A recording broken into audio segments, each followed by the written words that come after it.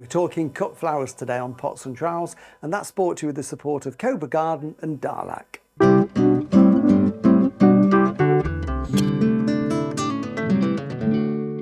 Homegrown cut flowers are really popular at the moment. Lots of people are growing a few in their garden to bring into the house. And who better to talk to than arranging them than our friend Jonathan Moseley, who's a fantastic floor designer. Jonathan, you've got a lovely bunch of posies here picked from the garden.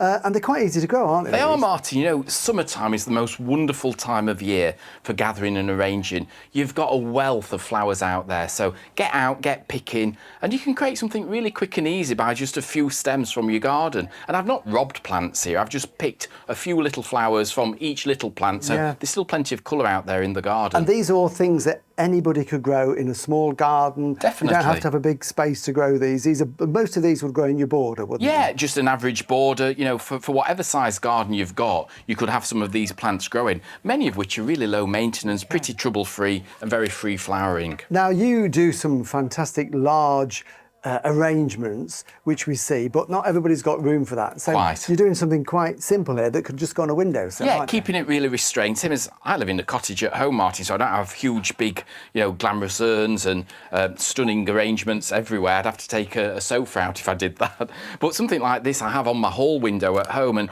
it's so lovely when you open the door and it's the first thing you see, it greets people, and it's like bringing a little bit of the border indoors. So you're creating a really naturalistic look. I love these little jars in the sort of cages there. They're really popular, aren't they? Really popular, yeah. These little things are something that we sell lots and lots of, and people like them because they're actually quite a confidence boost, because you can always make them work. It can be just a single flower in there, imagine a single dahlia in there, or a zinnia in summertime. It could just be all sweet peas. Wintertime, pick some hellebores, or just go out and forage a little bit of tree ivy, some hawthorn berries, perhaps a few dried seed heads from thistles or eryngiums, whatever it is, add that in. Anything goes then, anything goes. So tell us what you're putting in this then. Well, at the minute I've got some fantastic Alchemilla mollis, which I'm sure lots of Pots and Trowel viewers will have got growing in their gardens. And Alchemilla's great because it's lime green, it's effervescent, it's frothy, always works. Some penny moons, just forage from the hedgerow. You often find these growing on the side of a road or on a roundabout, or just growing wild in wasteland. What do you call these? Penny moons? We call them penny moons. I know a lot of people call them oxeye daisies, don't they? Or moon pennies, but we were always brought up to call them penny moons. Right, I've never heard that. Never heard of it. Me, but yeah, I like that. I think that's better than oxeye daisy. I think oxeye daisy is a bit of a harsh name, isn't it? Yeah, I think it's localised names for flowers are fascinating, aren't they? It's very much regionalised to the area where you were brought up or where you grew up. Okay, and then we've got... A little bit of larkspur going into here. A great hardy annual to grow. Fantastic thing to have.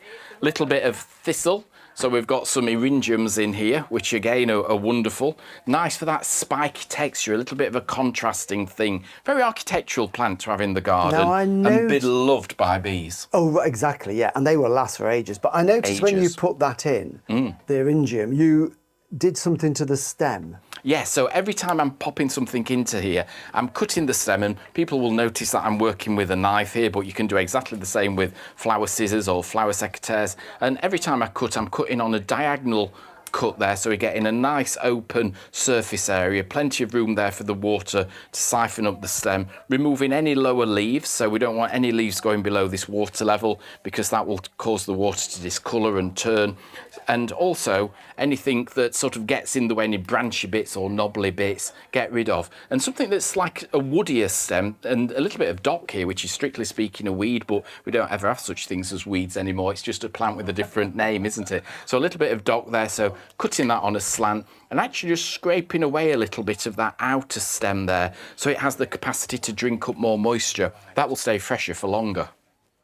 Right, yeah. So you're giving a bigger surface area. You are increasing the surface area. And you are just, there's no set pattern. This is a very informal arrangement, isn't it? It's nature, really, because, perhaps a lot of Pots and Trowel viewers will remember it all used to be odd numbers, didn't it? 3s, 5s, 7s, now. Very formulaic, one in here, one in here, one in there. But it's sort of mixing it together, because a garden doesn't grow too formal. A border has different heights, different levels, different textures. textures, plants growing in different directions. So really all I'm doing here is emulating nature. Always take Mother Nature as your greatest teacher. And something like this, if you put one in and it's not right, you just take it out and Take it put it out, somewhere move else, it. isn't it? But And who's to say whether it's right or wrong? You know, I say this exactly. when I'm doing my flower courses. You know, if it works for you and you feel it looks right, then it is right, isn't it, really? So how long, these are fresh flowers, I know they've been conditioned, They have. so they've been picked, they've been in water somewhere cool and dark overnight, so they sort of soak in They're lots. fully hydrated. And how long would you expect this to last on in Well, a it's house? quite a good point, that, really, because things do die off at different stages. And the great thing about a container like this, you know, if something does suddenly die, it's not hard to, you know, pull those out and take those out. You can add a few fresher ones in there. So it's one of those arrangements that evolves over time. And actually, I have one of these, as I mentioned, on the hall window, and it goes on sometimes for 2 weeks, 2.5 weeks. Odd things start to drop. But for something like that, Nautia, or like scabious, isn't the Nautia? You know, when that actually drops, it has a green seed head that then replaces it. So it still looks interesting. Yeah. So it's almost like watching your garden change over a week or two's time. And I always think the Astrantia, because they fade, but they will almost dry. They almost dry off, and I quite like to see things as they fade and as they change, because it gives it a little bit of interest. It keeps it... Well, did you look at me when you said that? Well, you fading, I think, not too bad, really, you know. I think all gardeners sort of fade with a degree of glamour. Oh, thank you. That's very kind of you to say. Gardeners never grow old. They just grow uglier. This Nautia, or what do you Nautia? Now, it's an odd one, isn't it? It's tomato, tomato. Exactly, yes. Vase, vase, that can be quite a tall, Leggy thing, open-growing it perennial, so it's nice to grow other things through it in the garden, isn't it? And I find with that as well, if you do keep picking it and cutting it, it keeps it a little bit more self-contained, because it's a bit like sort of the perennial wallflower, you know, it keeps going up and up and up, and then it becomes a bit top-heavy and collapses down. So if you can keep pruning it, it does keep it in abeyance.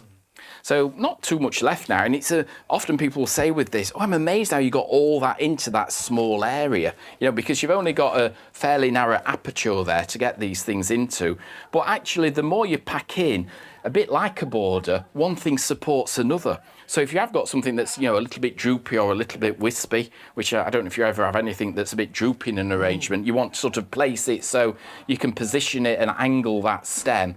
So it's almost like a support network within that design. They're holding each other up. They're holding each other up, Absolutely. right. And I love the fact you're putting grasses in as well as sort of sedges. It's nice to finish off, Martin, with something a bit like the wispiness of a grass or a few tendrils from honeysuckle, something a little bit softer to give it that slightly more veiled effect. Because it's a bit like a mysterious, secret little garden then. You're sort of enchanted by what's happening within it. And that is sort of slightly more pendulous, slightly more floppy, but it works because everything else is going upright, and then this is starting to cascade down. Are we looking at the front, or is this? We're looking at the front, but I'm guessing, you know, Jill's looking if at the we back sort at the of moment. turn it around, Oh, you know, both it's sides. both beautiful. sides. It's because that's the great thing with one of these, which is why I have one in the hall window. It looks nice for people as they walk past. You know, you're looking at it, enjoying it. People outdoors are enjoying it too. Do you find that, because you obviously people know you and where you live, your neighbours and people where you are, do they walk by looking to see what you've got in the window next? Do you find them sort of having a bit of I think there is a bit of an expectation, you know, what sort of wreath has he got hung on the door? You know, what's that arrangement that he's got there? You know, how's the front of the house dressed? What sort of plants or tubs are out there? So you do sort of create a bit of a monster for yourself where you have to keep it looking interesting and looking good all the year round. The postman said to me the other day, we were watching you, you know, do some flower arranging on television, and I said to my wife, I deliver his mail and it's always lovely outside his house. He's always got something hung on the door. Yeah. So you have to sort of keep standards up, You've don't got you? to live up to that. Yes, you can't have a dead bunch of flowers in the window. You can't, Martin, no. Water in there, but some plant food? Yeah, I always put some plant food in there. I'm a great believer in adding proper flower food to a design. So we've got some Chrysal flower food in there. And that's great because it stops the water from discolouring, it keeps it clear, it feeds the flowers, it gets them living for them, gives them that maximum amount of energy, and then misting as well. You know, a little bit of spray keeps everything nice and pert and hydrated. And that is just water? And that is just water. Right. That's all it needs. Okay, so that is beautiful, isn't it? It's just so, you know, it's like being in the countryside, a country garden with everything growing together, all those lovely colours, shapes and forms. It's celebrating your own garden. Absolutely. Or if you haven't got a garden to celebrate, you know, go and pick from a neighbour's garden, or you know, have a walk into the countryside and gather from the hedges and bring a bit of the outside indoors, because it's really good for you. It's relaxing, it's soothing. And I'm sure you feel, Martin, don't you, that all that stress and tension lifts away when you're around flowers? It does, yeah, absolutely. I'm going to have a go myself because we've got one of these very similar at home. It's inspired me to go out and cut a few bits. I probably wouldn't have put as much in, but I think putting a bit more in just gives it that volume and fullness. It's a bit of opulence. And summer is an opulent time. There's a lot to pick at, isn't there? But then later in the year, when there isn't, put less in. You know, a few dried branches in there, a little bit of twisted willow or hazel that dries off, looks absolutely wonderful in there. You know, and even for a bit of fun, you could put some battery-operated lights through there at Christmas time and really create a sparkle. Brilliant. Thank you, Jonathan. Thank you, Martin.